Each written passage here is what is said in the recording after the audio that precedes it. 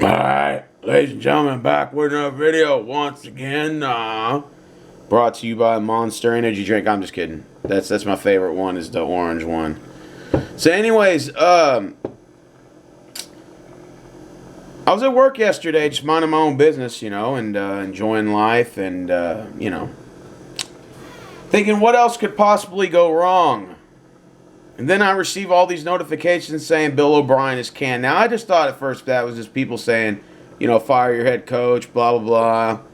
And I just said, oh, yeah, okay, just kick a dog when it's down, right? Kick a horse when it's down. So anyways, I go back to work, and I'm receiving more notifications that Bill Obrien was released by, many people comment on my YouTube videos and this, and that. And so a lot of people have been wondering, what does Steve Rose have to say about all this, right? Because I've been ghost and quiet about this the last 24 hours. I haven't really said a word about it. People even were DMing me on my Facebook and asking me, what were your thoughts on Bill Obrien getting fired? Nah. And I didn't even respond to those messages because I said, you know what? I'm going to address it on video. Why do it in the comment section? So anyways, I've been looking at all the Texans forums, all the posts, on Facebook and, the Texans pages that, group pages that people are part of, Texans fans only, blah, blah, blah. Unless you get some trolls from other fan bases that go on there and talk shit, which they tend to do that, of course. And anyways, so they've been, celebrating and jacking off, and they're all excited about the firing of Bill Obrien, and they're asking me, well, why aren't you celebrating with us? No, we got a chance to move in another direction. No. So anyways, about 99.9% of the people agree with the firing. I am probably the only person that you're going to hear that does not agree with the firing of Bill Obrien. Now, I know a lot of you are probably going to be stoked and shocked. When you look at this video, you're like, what the fuck is this guy talking about? Well, first of all, there's many reasons as to why Bill Obrien should not have got fired. First and foremost, if you were going to fire the guy, you should have did it in the offseason after the Kansas City game. So basically what you did was you allowed 4 games to go by, which I already said these 4 games on this grueling schedule will probably maybe put us at 0-4, and I turned out to be correct. You terminated him basically 25% of the way into the season, the regular season. You canned the guy. We still got 12 games to go. I'm going to tell you something right now. I don't want Romeo Crennel as head coach. I don't want him as head coach. The guy's terrible. He's a terrible defensive coordinator. He's stale and fragmented just like the rest of this coaching staff on the team. Okay? So basically you fire Bill Obrien, you bring another one in. So what's the point? What's the purpose of this? Now many of you are probably going to say to yourself, well, he's just going to be an interim coach. Don't worry. We're going to hire somebody in the offseason. So basically, once again, you've already admitted that you put up the white flag for this season. Because I wasn't ready to cash in on this season. I already said that we still had 12 games to go. And that we can still adjust. I told everybody on the schedule, the hardest part of our schedule was the first 4 games. And then after that, we have a competitive chance to maybe go 10-6 or 9-7 the rest of the way. And still make a wild card spot. Now, everybody's blaming Bill Obrien for the debacle of the Texans. Let me tell you guys something.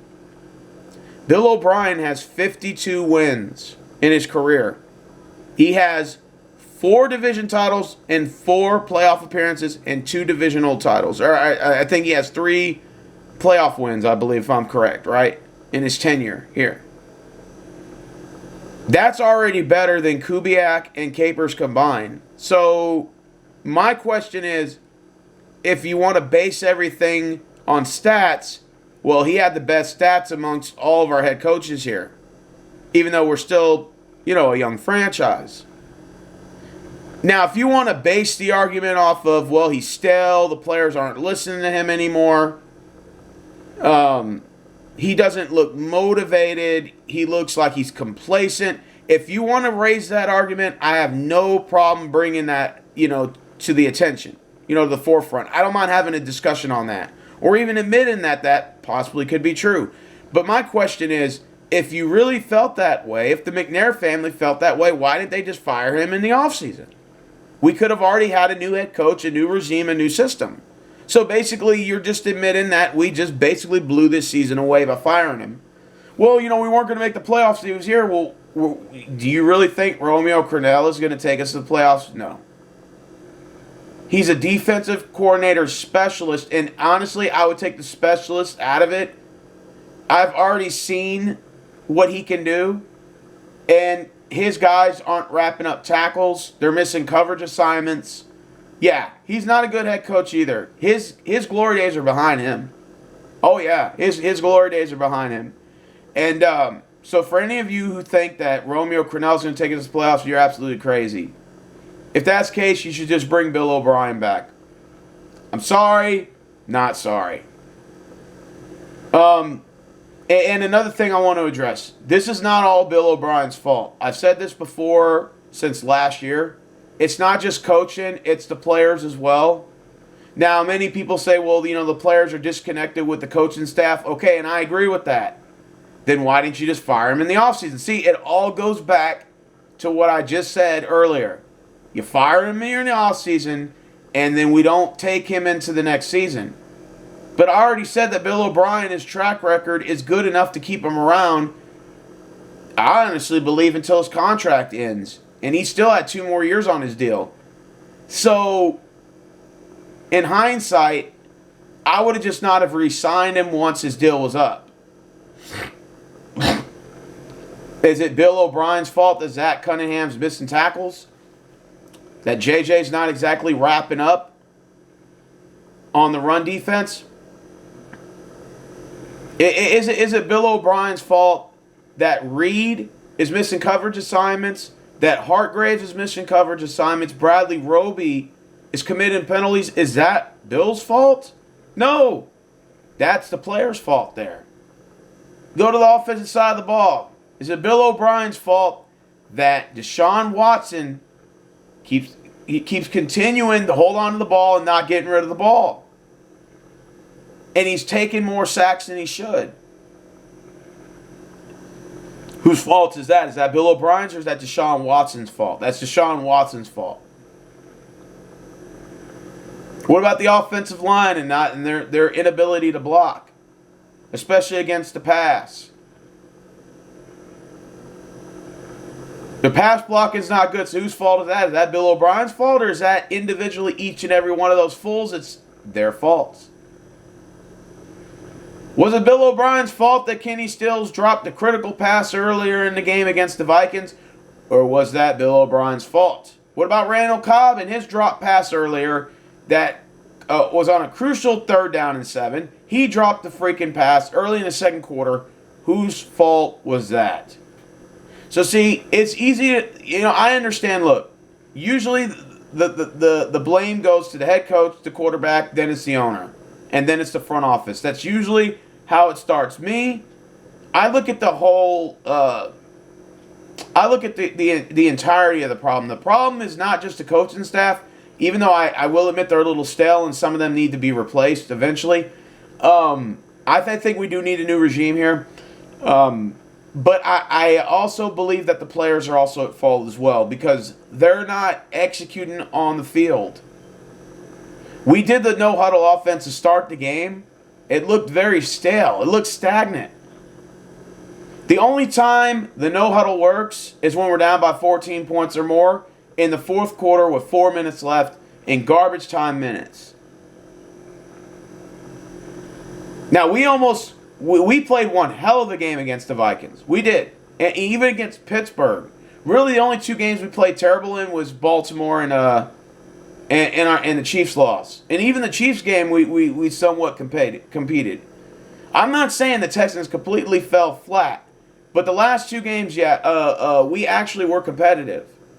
And if it wasn't for, the ball moving on Will Fuller's catch, you could have argumentatively say we could have won overtime.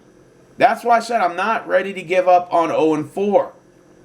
And I feel like the McNair family gave in to a bunch of emotional fans. Now, I tend to get emotional on my channel too, so I can't talk. But I will say that we as fans, we get over emotional. You go 0-4, 0-3, you call for everybody to get fired. I'm not that kind of guy. I wait till the season is over, and then I determine from there where we go. Bill O'Brien has only had 2 losing seasons out of, 7? This would have been his second losing season, and we would have never known if we didn't finish the last 12 games with him. So you can't. So really, he's only had 1 losing season in 7 seasons, and you're telling me you're going to fire the guy. Now, if you want to talk about complacency, then you should have fired him in the offseason. Me personally, I would have at least let him finish the year out, and then I would have told the front office, we're going to look for a new regime, and we're going to go in a new direction. We're going to get rid of a lot of these guys, and we're going to find some new replacements. We're going in a new direction in the offseason. Why do it now? What's the point? Because, again, if you think Romeo Crennel is going to take us to the playoffs, well, you might as well just should bring Bill O'Brien back.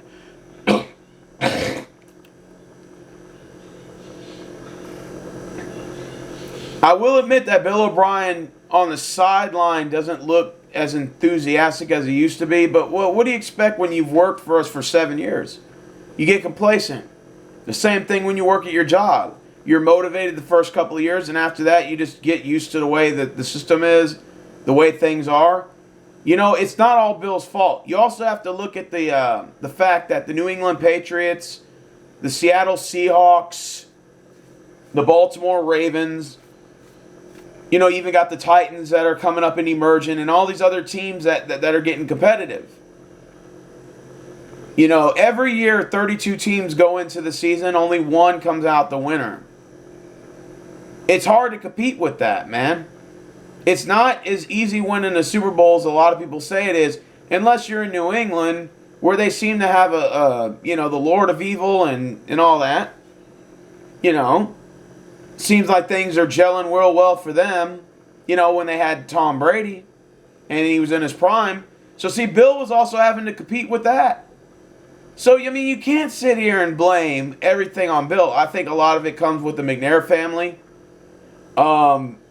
Not really getting involved in any of the off-season, ordeals with the coaching staff. Or it's just a simple fact that the players are not motivated themselves. J.J. Watt's been getting hurt a lot. Still a productive player, but honestly, if I'm J.J. Watt, I think he should go to Pittsburgh and play with his brothers. I think that would be a pretty good combination. He's got 1 year left with us, and then he's an unrestricted free agent he'll be 33 at that time. I think J.J. should consider maybe going elsewhere. Because I don't know see, that's another reason why I was against the firing of Bill. You hire a new regime, you're basically rebuilding. So you're basically going to say, okay, well, retooling, rebuilding, whatever you want to call it. But, you basically bring in a new regime, and you're going to say, okay, so it's going to take a year to 2 to 3 for that new regime system, unless they're like Sean McVay or something, and they come in and they have immediate impact results. But, if you're coaching over here, it may take 1 to 3 years. So basically, J.J. Watt's going to be like 35 by the time he may see a shot at being a contender. And I don't think J.J. has that kind of time. I really don't. I think maybe J.J.'s got like 3 years left in him. So I think he's ready to win a Super Bowl before he cashes out. And honestly, I would love to win at least 1 Super Bowl for J.J. Watt, because I think the city of Houston owes it to him. But honestly, J.J., if I was you, I really would consider going somewhere else. I really would consider it. You got 1 more year left on the deal. I think it's like a team player option. Player option, if I'm correct. So you sort of have the option to opt out of your contract, even though you'll be walking away from $17 million next year. So that's going to be kind of hard to walk away from that. But honestly, I think Pittsburgh, New England, Seattle, those would be good destinations for J.J. Watt to go to maybe become, a playoff contender, maybe San Fran, just depends. I think he should consider it. I think he should. I mean, Jacoby Jones did it with the Ravens. Owen Daniels did it with the Broncos when he used to be our tight end. He got a ring over there. Even Gary Kubiak got 2 rings. He got one with the Ravens as a head coach, and he had another one with not head coach. I think he was offensive coordinator, but he also got one with the Denver Broncos as a head coach. So hey, to each their own. Even Gary Kubiak's got 2 rings as a coach. So to each their own. Hey, look, these players, they're going out and they're finding success elsewhere. And as much as it fucking pains me to say this, JJ, honestly, if I was your friend, I would tell you your best bet's to go somewhere else. Because if this team is getting a new regime, why stick around for the rebuild? Why? That obviously makes no sense whatsoever. And honestly, I think the McNair family folded to a bunch of emotional fans that cried and said 0-4. So that means anytime somebody goes 0-4, you're just going to fire them like that. That's just stupid. I see this all the time on these forums for every other team. They'll start off 0-2 or 0-3, and fans are already calling for, the coaching staff to be fired, even though they got like a 4-year contract. I'm like, okay, so you're basically firing them right away, and they didn't even get a chance to sink their feet into the ground and have their system put in place, and you're already calling for their heads.